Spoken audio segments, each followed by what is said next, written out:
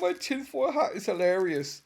This thing looks ridiculous. It's basically two shower caps, one inside the other, but they're metal.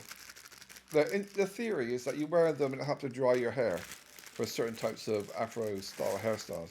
But it's basically tinfoil hat. But because it's very thin, it's transparent, you can see through it.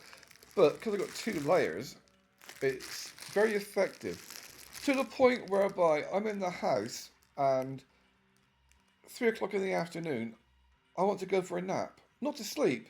I just feel so mentally exhausted, I have to go and lie down in the bedroom for an hour. Not because I'm tired, but because I have to. And then I come in, I sit down, and I put this on, and within 5 minutes, I'm really fucking infused. I'm active. I want to do stuff.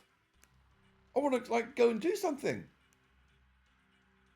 I take it off, and I don't care about the mold on the walls. I don't care. I just sit here and watch something. I just sit here. I just sit here.